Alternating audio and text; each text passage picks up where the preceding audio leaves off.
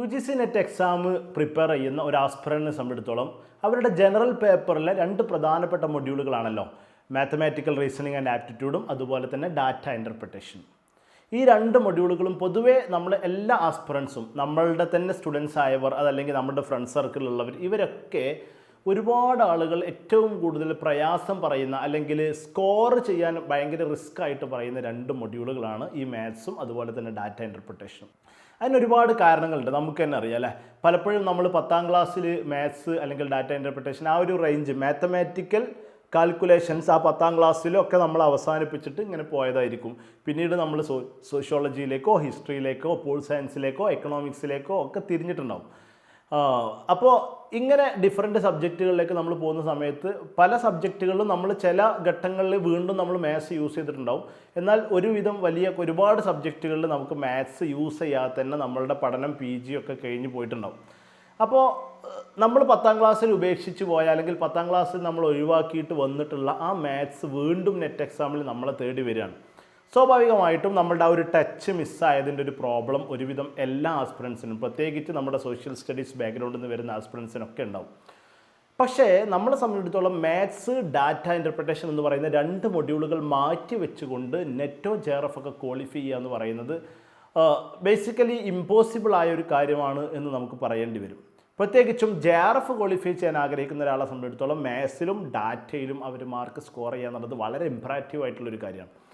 അപ്പോൾ ഇങ്ങനെ മാത്സും ഡാറ്റയും പ്രോബ്ലം ഉണ്ട് എന്ന് പറയുന്ന ഒരുപാട് ആളുകളുണ്ട്.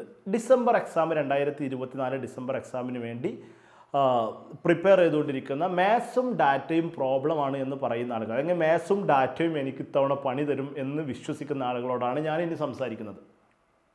എന്തുകൊണ്ടാണ് മാത്സും ഡാറ്റയും UGC നെറ്റ് എക്സാമിൽ ഇത്രമാത്രം ഇമ്പോർട്ടൻ്റ് ആകുന്നത് എന്നൊരു കാര്യം പൊതുവെ നിങ്ങൾക്ക് അറിയായിരിക്കും, എങ്കിലും ഞാനതൊന്ന് പറയാം. മാത്സ് ഡാറ്റ എന്ന് പറയുന്ന രണ്ട് മൊഡ്യൂളുകൾ ജനറൽ പേപ്പറിൻ്റെ 10 മൊഡ്യൂളുകളുടെ ഭാഗമായിട്ട് വരുന്ന രണ്ട് മൊഡ്യൂളുകൾ മാത്രമാണ്. ബാക്കി 8 മൊഡ്യൂളുകൾ അപ്പുറത്ത് നമുക്കുണ്ട്. പക്ഷേ എങ്കിൽ പോലും ഈ 2 മൊഡ്യൂളുകൾ മാറ്റി വെച്ചുകൊണ്ട് മറ്റുള്ള 8 മൊഡ്യൂളുകളിൽ നിന്ന് മാക്സിമം മാർക്ക് സ്കോർ ചെയ്യാൻ നമ്മൾ ശ്രമിക്കുക എന്ന് പറഞ്ഞാൽ അതിനേക്കാളും ഒന്നും കൂടി നല്ലത് ഈ 2 മൊഡ്യൂളുകളൊന്നും കൂടി സ്കോർ ചെയ്ത് വേറൊരു 6-7 മൊഡ്യൂളുകളും കൂടി നന്നായിട്ട് പ്രിപ്പയർ ചെയ്യുന്നതായിരിക്കും. എന്തുകൊണ്ടാണെന്ന് ചോദിച്ചാൽ ഈ മാത്സിൻ്റെയും ഡാറ്റയുടെ ഒരു പ്രത്യേകത, എനിക്കോ നിങ്ങൾക്കോ മാത്രമല്ല മാത്സും ഡാറ്റയും പ്രയാസകരാവുന്നത്. പിന്നീടോ നമ്മോടൊപ്പം ഓടിക്കൊണ്ടിരിക്കുന്ന ഒരുപാട് ആളുകൾ ഈ എക്സാമിന് 2024 ഡിസംബർ എക്സാമിന് പ്രിപ്പയർ ചെയ്യുന്ന ഒരുപാട് ആളുകൾ നമ്മുടെ സബ്ജക്റ്റ് ഹിസ്റ്ററി ആണെങ്കിൽ ഹിസ്റ്ററിയിൽ ഒരു 100 ആളുകൾ പ്രിപ്പയർ ചെയ്യുന്നുണ്ടെങ്കിൽ അതിലൊരു 80, 83, 85 അത്രയും ആളുകൾക്കും മാത്സും ഡാറ്റയും പ്രോബ്ലം തന്നെ ആയിരിക്കും. അപ്പോൾ സ്വാഭാവികമായിട്ടും ഒരു കോമ്പറ്റേറ്റീവ് എക്സാമിനെ സംബന്ധിച്ചിടത്തോളം നമ്മൾ teaching aptitude, research aptitude, ICT, higher education പോലെയുള്ള മൊഡ്യൂളുകളിൽ മാർക്ക് സ്കോർ ചെയ്യുന്ന സമയത്ത് നിങ്ങളോടൊപ്പം മത്സരിക്കുന്ന ആളുകൾക്കും അതിൽ മാർക്ക് സ്കോർ ചെയ്യാൻ കഴിയുമായിരിക്കും. അവിടെ അവർക്ക് മാർക്ക് സ്കോർ ചെയ്യാൻ പ്രയാസകരമായ ഏരിയ എന്ന് പറയുന്നത് മാത്സും ഡാറ്റയും തന്നെയാണ്. അപ്പോൾ നമ്മൾ അവിടെ സ്കോർ ചെയ്ത് കഴിഞ്ഞാൽ മറ്റുള്ളവർ സ്കോർ ചെയ്യാത്ത ഭാഗത്ത് നിന്ന് നമുക്കൊരു എഡ്ജ് എടുക്കുകയാണ്. ഒരു കോമ്പറ്റേറ്റീവ് എക്സാമിൻ്റെ ഏറ്റവും പ്രധാനപ്പെട്ട അതിൻ്റെ മർമ്മം എന്ന് പറയുന്നതാണ് നമ്മൾ മാത്രം പെർഫോം ചെയ്യുക, അല്ലെങ്കിൽ നമ്മളുടെ പെർഫോമൻസ് എത്രയായിരുന്നു എന്നതൊരിക്കലും നമ്മളുടെ റിസൾട്ടിനെ പൂർണ്ണാർത്ഥത്തിൽ നിർണ്ണയിക്കുന്നില്ല. നമ്മോടൊപ്പമുള്ള ആളുകളുടെ പെർഫോമൻസ് കൂടി ഒരു കോമ്പറ്റേറ്റീവ് എക്സാമിന് ഇമ്പോർട്ടൻ്റ് ആണ്. അതുകൊണ്ടാണ് മറ്റുള്ളവർക്ക് മാർക്ക് പോകാൻ സാധ്യതയുള്ള മാത്സും ഡാറ്റയും വീണ്ടും വീണ്ടും വീണ്ടും നോക്കണം എന്ന് എല്ലാവരും പറഞ്ഞുകൊണ്ടിരിക്കുന്നത്. അപ്പോൾ അതുതന്നെയാണ് മാത്സ് ഡാറ്റ എന്ന് പറയുന്ന 2 മൊഡ്യൂളുകൾ എത്രമാത്രം ഇമ്പോർട്ടൻ്റ് ആണ്, അല്ലെങ്കിൽ അതിനെന്തുകൊണ്ട് ഇത്ര ഇമ്പോർട്ടൻസ്, പ്രാധാന്യം എന്നതിൻ്റെ ആൻസർ ഇത് തന്നെയാണ്. അതുപോലെ തന്നെ നമ്മൾ മാത്സ് ഡാറ്റ ഇൻ്റർപ്രിട്ടേഷൻ എന്ന് പറയുന്ന 2 മൊഡ്യൂളുകൾ എടുക്കുമ്പോൾ ഇതിൽ നിന്ന് ടോട്ടൽ നമുക്ക് മാക്സിമം 10 ക്വസ്റ്റ്യനാണ് വരുന്നത്. ഒരു ക്വസ്റ്റ്യൻ ഇപ്പോഴത്തെ നമ്മുടെ എക്സാം പാറ്റേൺ അനുസരിച്ച് 2 മാർക്കാണ് കിട്ടുന്നത്. അപ്പോൾ ഒരു ക്വസ്റ്റ്യൻ 2 മാർക്കാകുമ്പോൾ 10 ക്വസ്റ്റ്യന് 20 മാർക്ക് അവിടെ ടോട്ടലി വരികയാണ്. ഈ 20 മാർക്കിൽ ഒരുപാട് ആളുകൾക്ക് പ്രയാസകരായതുകൊണ്ട് തന്നെ ബാക്കിയുള്ളവർക്ക് 15 മാർക്ക് അല്ലെങ്കിൽ 13 മാർക്കൊക്കെ മിസ്സാവാനുള്ള സാധ്യത ഉണ്ട്. അപ്പോൾ നമ്മൾ മാത്സിലും ഡാറ്റയിലും ഒരുപോലെ അടിപൊളിയായിട്ട് നമുക്ക് ചെയ്യാൻ കഴിയുന്നുണ്ടെങ്കിൽ മറ്റുള്ളവർ മിസ്സാക്കിയ ഈ 13ഉം 15ഉം മാർക്കുകൾ ഒറ്റയടിക്ക് നമുക്ക് എന്ത് ചെയ്യാൻ കഴിയുകയാണ്, സ്കോർ ചെയ്യാൻ കഴിയുകയാണ്. അതേസമയം ടീച്ചിങ് ആപ്റ്റിറ്റ്യൂഡിലോ റിസർച്ച് ആപ്റ്റിറ്റ്യൂഡിലോ മറ്റുള്ള മൊഡ്യൂൾസിലൊന്നും നമുക്കിത് കഴിയില്ല. കാരണം എന്താണെന്ന് വെച്ചാൽ അവിടെയൊക്കെ 5 ക്വസ്റ്റ്യനാണ് വരുന്നത്. ഈ 5 ക്വസ്റ്റ്യൻ നന്നായിട്ട് പ്രിപ്പറേഷൻ നടത്തിയ ഒരാൾക്ക് മാക്സിമം പോയാൽ 4 ക്വസ്റ്റ്യൻ അല്ലെങ്കിൽ 5 ക്വസ്റ്റ്യൻ വരെ അറ്റൻഡ് ചെയ്ത് മാർക്ക് നേടാൻ കഴിയും. ഇനി നിങ്ങൾ ഒരു പ്രിപ്പറേഷനും നടത്തിയില്ലെങ്കിൽ നിങ്ങൾക്കും അവിടെ 3 ക്വസ്റ്റ്യൻ വരെ ചിലപ്പം കിട്ടാൻ സാധ്യതയുണ്ട്. പൊതുവേ അങ്ങനെ കിട്ടിക്കാണാറുണ്ട്. അവിടെയാണ് മാത്സിലും ഡാറ്റയിലും മറ്റുള്ളവനെ ആനുപാതികമായി നമുക്ക് അവരെ ഒരുപാട് പിന്നിലാക്കാനുള്ള ഒരു സാധ്യത, ഒരു ചാൻസ് മാത്സിൻ്റെയും ഡാറ്റയുടെയും 10 ക്വസ്റ്റ്യൻ ആൻസർ ചെയ്യുന്നതിലൂടെ കിട്ടുന്നു എന്നുള്ളതാണ്. അതും ഒരു പ്രധാനപ്പെട്ട കാര്യമാണ്, നമ്മൾ മനസ്സിൽ എടുത്തു വെക്കേണ്ട, മനസ്സിലാക്കേണ്ട, സൂക്ഷിക്കേണ്ട ഒരു കാര്യമാണ്. ഇനി ഞാൻ വരുന്നത് 2024 ഡിസംബർ എക്സാമിൽ മാത്സ് അല്ലെങ്കിൽ ഡാറ്റ നിങ്ങൾക്ക് പണി തരുമോ എന്നൊരു ചോദ്യത്തിന് ബേസിക്കലി നിങ്ങൾക്ക് പണി തരാനുള്ള സാധ്യത തന്നെയാണ്. എന്തുകൊണ്ടെന്ന് വെച്ചാൽ ജനറൽ പേപ്പറിൻ്റെ മൊഡ്യൂളിലെ വളരെ പ്രധാനപ്പെട്ട 2 മൊഡ്യൂളുകളാണ് മാത്സ്, ഡാറ്റ എന്ന് നമ്മളിപ്പോൾ പറഞ്ഞു.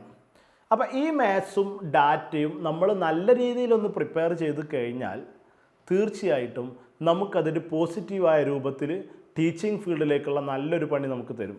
ഇൻ കേസ് നമ്മളത് നന്നായിട്ട് പ്രിപ്പയർ ചെയ്ത് നന്നായിട്ട് സോൾവ് ചെയ്ത് ഒക്കെ ചെയ്ത് കഴിഞ്ഞാൽ നല്ല പണിയായിരിക്കും നമുക്ക് കിട്ടുക.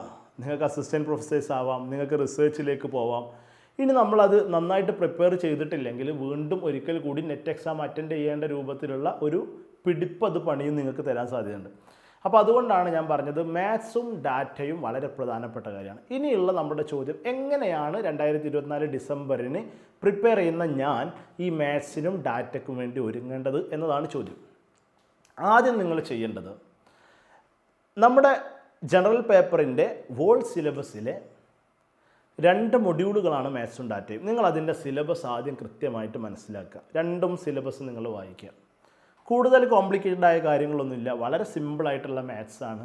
Average, percentage, profit and loss, ഇങ്ങനെ വളരെ ബേസിക് ആയിട്ട് കാര്യങ്ങളും അവസാനം വരെ എറ്റ്സെട്രയും ഉണ്ടാവും. അതായത് മാത്സിൻ്റെ ഏത് ഭാഗത്തുനിന്നും ചോദ്യം വരാമെന്നുള്ളതാണ്. അപ്പോൾ ഒരു കോമ്പറ്റേറ്റീവ് എക്സാം പൊതുവേ നിങ്ങൾ ആദ്യമായിട്ടാവില്ല, ഈ കേൾക്കുന്നവരൊക്കെ ഒരുപക്ഷെ PSC എക്സാം എഴുതിയിട്ടുണ്ടാവും, ഏതെങ്കിലും തരത്തിലുള്ള എക്സാമുകൾ എഴുതിയിട്ടുണ്ടാവും. അതുകൊണ്ട് തന്നെ മാത്സിനോട് കോമ്പറ്റേറ്റീവ് എക്സാമുകളിലെ മാത്സ് എങ്ങനെയാണ് എന്ന് നിങ്ങൾക്ക് ഓൾറെഡി അറിയുമായിരിക്കും.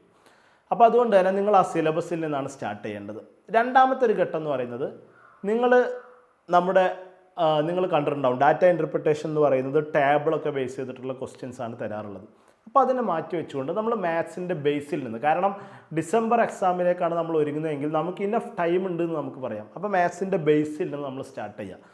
മാത്സിൻ്റെ ബേസ് എന്ന് പറഞ്ഞാൽ നമുക്കറിയാം, വളരെ പ്രധാനപ്പെട്ട, വളരെ ഫണ്ടമെൻ്റൽ ആയിട്ടുള്ള മാത്സിൻ്റെ കാൽക്കുലേഷൻസുകൾ നമുക്കറിയാം. അഡീഷൻ, സബ്ട്രാക്ഷൻ, മൾട്ടിപ്ലിക്കേഷൻ, ഡിവിഷൻ ഒക്കെ തുടങ്ങി അത് തന്നെ നെഗറ്റീവ് സംഖ്യകളും പോസിറ്റീവ് സംഖ്യകളും മിക്സ്ഡ് ആയിട്ട് വരുമ്പോഴുള്ള അതിൻ്റെ കാൽക്കുലേഷൻസ് കാര്യങ്ങളൊക്കെ നമുക്ക് ക്ലിയർ ആക്കാൻ കഴിയുക. അതുപോലെ തന്നെ നമ്മൾ മാത്സ് ഒന്ന് സ്പീഡിൽ ചെയ്ത് ആൻസറിലേക്ക് എത്താൻ വേണ്ടിയിട്ട് ആവശ്യമായിട്ടുള്ള മൾട്ടിപ്ലിക്കേഷൻ ടേബിൾസും ക്യൂബ്സും സ്ക്വയേഴ്സും ഒക്കെ നമ്മളൊന്ന് പഠിച്ചു വെച്ച് കഴിഞ്ഞാൽ നമുക്കതിൻ്റെ ബേസ് നമുക്ക് കിട്ടും. ആ ബേസ് നമുക്ക് കിട്ടിക്കഴിഞ്ഞാൽ പിന്നീട് നമുക്ക് എന്ത് ചെയ്യാൻ കഴിയും? ഇപ്പോൾ ആവറേജ് ആവട്ടെ, പെർസെൻറ്റേജ് ആവട്ടെ, ഏതാണെങ്കിലും നമുക്ക് വേണമെന്നുണ്ടെങ്കിൽ ക്ലാസ്സുകൾ യൂട്യൂബിലുള്ള വീഡിയോസ് കണ്ടിട്ടോ അതല്ലെങ്കിൽ ഏതെങ്കിലും നല്ല റെഫറൻസ് ഗ്രന്ഥങ്ങളൊക്കെ നോക്കിയിട്ടൊക്കെ നമുക്കത് വർക്കൗട്ട് ചെയ്തുകൊണ്ട് പഠിക്കാൻ കഴിയും. ഇതിലേറ്റവും പ്രധാനപ്പെട്ടത് ഞാൻ പറഞ്ഞ വേർഡ് വർക്കൗട്ട് ചെയ്യുക എന്നുള്ളതാണ്. അതായത് മാത്സ് നിങ്ങൾ യൂട്യൂബിൽ നിന്ന് ഒരു സാറ് ഒരുപാട് ക്വസ്റ്റ്യൻ ചെയ്യുന്നത് കണ്ടതുകൊണ്ട് ഒരു പക്ഷേ നിങ്ങൾക്ക് സിമ്പിളായിട്ട് തോന്നും. അതുപോലെ തന്നെ നിങ്ങൾ ഏതെങ്കിലും നല്ലൊരു PSCയുടെ ഒക്കെ ബുക്ക് എടുത്ത് റെഫർ ചെയ്താൽ നിങ്ങൾക്കത് സിമ്പിളായിട്ട് തോന്നും. പക്ഷേ ക്വസ്റ്റ്യൻ പേപ്പറിൽ നിങ്ങളുടെ മുന്നിൽ ചോദ്യം വരുന്ന സമയത്ത് ആൻസർ ചെയ്യാൻ കഴിയില്ല, എങ്ങനെയാണെങ്കിൽ നിങ്ങൾ വർക്കൗട്ട് ചെയ്തിട്ടില്ലെങ്കിൽ. അതുകൊണ്ട് മാത്സ് മാക്സിമം വർക്കൗട്ട് ചെയ്യുക എന്നുള്ളത് തന്നെയാണ് മാത്സിനെ നമ്മുടെ കൈപ്പിടിയിൽ ഒതുക്കാനുള്ള ഏറ്റവും സിമ്പിളായിട്ടുള്ള വഴി. അതുകൊണ്ട് നിങ്ങൾ ബേസിൽ നിന്ന് സ്റ്റാർട്ട് ചെയ്ത് പിന്നെ ഓരോ കോൺസെപ്റ്റുകൾ പഠിക്കുകയും ആ കോൺസെപ്റ്റുകളൊക്കെ അനുസരിച്ച് നെറ്റ് എക്സാമിന് പ്രീവിയസ് ആയിട്ട് ചോദിച്ചിട്ടുള്ള 10, 15, 20 ഒക്കെ ചോദ്യങ്ങൾ നിങ്ങൾ മാക്സിമം ചെയ്തു വന്നാൽ പിന്നെ നിങ്ങളുടെ മുന്നിൽ അത്തരത്തിലുള്ള ക്വസ്റ്റ്യൻ വന്നാൽ നിങ്ങൾക്ക് ക്ലിയർ ആയിട്ട് ചെയ്യാൻ കഴിയും. മാത്സിൽ പിന്നെ നമുക്ക് സിലബസിന് അപ്പുറത്തേക്ക് ഒരുപാട് ക്വസ്റ്റ്യൻ ഇടാനൊന്നും കഴിയില്ല. ഒറ്റ കാര്യമേ ഉള്ളൂ, ചിലപ്പോൾ അവർ പോയിന്റുകൾ തന്നിട്ടുള്ള സംഖ്യ വെച്ചിട്ടൊന്ന് പരീക്ഷിക്കാം, ഇങ്ങനെയൊക്കെ അവർക്ക് നമ്മളെ മാക്സിമം പരീക്ഷിക്കാൻ കഴിയുള്ളൂ. അതല്ലാതെ വേറെ ഒരു പരിചയവും ആർക്കും തരാൻ കഴിയാത്ത അല്ലെങ്കിൽ ആർക്കും ഒരു ഐഡിയ ഇല്ലാത്ത ക്വസ്റ്റ്യൻസ് ഒന്നും ഇടാൻ കഴിയില്ല. നമ്മളിപ്പോൾ വേണമെങ്കിൽ ടീച്ചിങ് ആറ്റിറ്റ്യൂഡിൽ നിന്ന് പോലും നമുക്ക് ഡിഫറൻ്റ് ആയൊരു കോൺസെപ്റ്റ് അവർക്ക് നമ്മളോട് ചോദിക്കാനുള്ള അവസരമുണ്ട്. പക്ഷേ മാത്സിൽ അവർക്കത് കഴിയില്ല. അതുകൊണ്ടാണ് ഞാൻ പറഞ്ഞത് 10 മുതൽ 20 വരെ ചോദ്യങ്ങൾ നിങ്ങൾ ആവറേജിൻ്റെ ചോദ്യങ്ങൾ മുൻ വർഷങ്ങളിലുള്ള ചോദ്യങ്ങൾ നിങ്ങൾ ചെയ്താൽ അതിൽ പോയിൻ്റ് വന്നിട്ടുള്ള ക്വസ്റ്റ്യൻ നിങ്ങൾ ചെയ്തിട്ടുണ്ടാവും. എല്ലതും നിങ്ങൾ ചെയ്തിട്ടുണ്ടാവും. അപ്പോൾ നിങ്ങൾക്ക് എക്സാം ഹാളിൽ പോകുമ്പോൾ ഈ ക്വസ്റ്റ്യൻ നിങ്ങൾക്ക് ക്ലിയർ ആയിട്ട് അറ്റൻഡ് ചെയ്യാൻ കഴിയും. പിന്നെ ഡാറ്റയിലേക്ക് വരുന്ന സമയത്ത് ഡാറ്റയിൽ ഇപ്പോൾ പൊതുവേ കണ്ടുവരുന്നത് എന്താണെന്ന് വെച്ചാൽ കുറച്ച് ടൈം കൺസ്യൂമിങ് ആയ കുറച്ച് വലിയ ഡാറ്റകൾ നമ്മളോട് ചോദിക്കുന്ന രീതിയാണ്. അപ്പോൾ അവിടെയൊക്കെയാണ് മാത്സ് വളരെ സിമ്പിളായിട്ട് ആൻസർ ചെയ്യാൻ കഴിയുന്ന രൂപത്തിൽ നമ്മളുടെ ഈ സ്ക്വയറുകൾ, ക്യൂബുകൾ, മൾട്ടിപ്ലിക്കേഷൻ ടേബിളൊക്കെ ഭയങ്കര ഇമ്പോർട്ടൻ്റ് ആവുന്നത്. കാരണം അല്ലെങ്കിൽ നമുക്ക് ഒരുപാട് ടൈം കൺസ്യൂമിങ് ആണ്. അതുപോലെ തന്നെ സിമ്പിളായിട്ടുള്ള മാർഗങ്ങളിലൂടെ, സിമ്പിളായിട്ടുള്ള ട്രിക്കുകളിലൂടെ മാത്സിനെ വരുതിയിലാക്കാൻ കഴിയുന്ന രീതിയിലുള്ള ഒരു സ്ട്രാറ്റജിയും നമ്മൾ ബിൽഡ് ചെയ്യേണ്ടതുണ്ട്. അപ്പോൾ സൈറ ലേണിങ്സിനെ സംബന്ധിച്ചിടത്തോളം നമ്മളുടെ ഒരു പ്രധാനപ്പെട്ട ഈ ഒരു ഡിസംബർ ബാച്ചിന് വേണ്ടി പ്രിപ്പയർ ചെയ്യുന്ന സൈറയുടെ സ്റ്റുഡൻസും അല്ലാത്തവരായ ആളുകൾക്ക് വേണ്ടി നമ്മളുടെ പുതിയൊരു ഇനീഷ്യേറ്റീവാണ് മാത്സിൻ്റെ വീക്ക്ലി ടെസ്റ്റ് പേപ്പർ എന്ന് പറയുന്നത്. അതായത് ഓരോ ആഴ്ചയിലും മാത്സിന് വേണ്ടി നമ്മൾ ബേസ് മുതലാണ് സ്റ്റാർട്ട് ചെയ്യുന്നത്. അപ്പോൾ ആദ്യത്തെ വീക്കിൽ ബേസിൻ്റെ ടെസ്റ്റ് പേപ്പർ നമ്മൾ പ്രൊവൈഡ് ചെയ്യും. ആ ടെസ്റ്റ് പേപ്പർ നിങ്ങൾക്ക് PDF ആയിട്ട് അതിൽ ഓൾമോസ്റ്റ് 10 to 15 ക്വസ്റ്റ്യൻ ആയിരിക്കും. നിങ്ങൾക്കത് വീട്ടിലിരുന്ന് വർക്കൗട്ട് ചെയ്യാം. അത് വർക്കൗട്ട് ചെയ്ത് കഴിഞ്ഞാൽ പിന്നെ നിങ്ങൾക്ക് എന്ത് ചെയ്യും, 2 ദിവസത്തിനുള്ളിൽ ഓരോ സൺഡേയിലും അതിൻ്റെ എക്സ്പ്ലനേഷൻ വീഡിയോ, അതെങ്ങനെയാണ് സിമ്പിളായിട്ട് ചെയ്യുക എന്നുള്ള എക്സ്പ്ലനേഷൻ വീഡിയോ നമ്മുടെ ഫാക്കൽറ്റീസിൻ്റെ വീഡിയോസും നിങ്ങൾക്ക് അവൈലബിൾ ആവും. ആ വീഡിയോ കണ്ട് നിങ്ങൾക്കത് കൃത്യമായിട്ട് മനസ്സിലാക്കി നിങ്ങൾ ചെയ്തതിൽ എന്തെങ്കിലും തെറ്റുണ്ടെങ്കിൽ അല്ലെങ്കിൽ സ്റ്റെപ്പുകളിൽ എന്തെങ്കിലും പ്രോബ്ലം ഉണ്ടെങ്കിൽ അല്ലെങ്കിൽ എത്ര സിമ്പിളായിട്ട് നമ്മളെക്കാളും സിമ്പിളായിട്ട് എങ്ങനെ ചെയ്യാൻ കഴിയും ഈ കാര്യങ്ങളൊക്കെ നിങ്ങൾക്ക് മനസ്സിലാക്കാനാണ് എക്സ്പ്ലനേഷൻ വീഡിയോ. അങ്ങനെ നമ്മൾ ഡിസംബർ വരെ ഇങ്ങനെ ഈ ടെസ്റ്റ് പേപ്പേഴ്സിലൂടെ ഓരോ വീക്കിലും പോകുമ്പോൾ ഒരുപാട് ക്വസ്റ്റ്യൻസ് നമുക്ക് ചെയ്ത് തീർക്കാൻ കഴിയുന്നുള്ളതാണ്. അപ്പോൾ അതുകൊണ്ട് തന്നെ ഈ മാത്സിൽ പ്രോബ്ലമുള്ള ആളുകൾ അല്ലെങ്കിൽ ഡാറ്റ ഇൻ്റർപ്രിട്ടേഷൻ കാരണത്താൽ നെറ്റ് ക്വാളിഫൈ ചെയ്യുന്നതിൽ പ്രയാസം ഉള്ള ആളുകളൊക്കെ ഈ ഒരു ടെസ്റ്റ് പേപ്പറിൽ തീർച്ചയായിട്ടും അറ്റൻഡ് ചെയ്യുക. ഈ ഒരു വീഡിയോയിൽ നമ്മുടെ നമ്പറുണ്ട്. ഈ വാട്സപ്പ് നമ്പറിലേക്ക് നിങ്ങൾ ടെസ്റ്റ് പേപ്പറിൽ നിന്ന് മെസ്സേജ് അയച്ചു കഴിഞ്ഞാൽ നമ്മുടെ ഭാഗത്തുനിന്ന് നമ്മുടെ ഗ്രൂപ്പിലേക്ക് ആഡ് ചെയ്യുകയും ഓരോ ദിവസത്തെയും ഓരോ ആഴ്ചയിലെയും ടെസ്റ്റ് പേപ്പറുകളും അതിന് പുറമെ ഓരോ ദിവസവും ഡെയിലി ബേസിസിൽ പ്രീവിയസിൽ ചോദിച്ചിട്ടുള്ള പോൾ ക്വസ്റ്റ്യൻസും അതിൻ്റെ ആൻസർ എക്സ്പ്ലനേഷനും കൂടി നിങ്ങൾക്ക് കിട്ടുന്നതായിരിക്കും. അപ്പോൾ അത് വളരെ മികച്ചൊരു ഓപ്പർച്യൂണിറ്റിയാണ്. ഇനിയും മാത്സ്, ഡാറ്റ എന്ന് പറയുന്ന 2 മൊഡ്യൂളുകൾ പ്രയാസമായി എന്നതിൻ്റെ പേരിൽ നിങ്ങൾ മാറി നിൽക്കരുത്.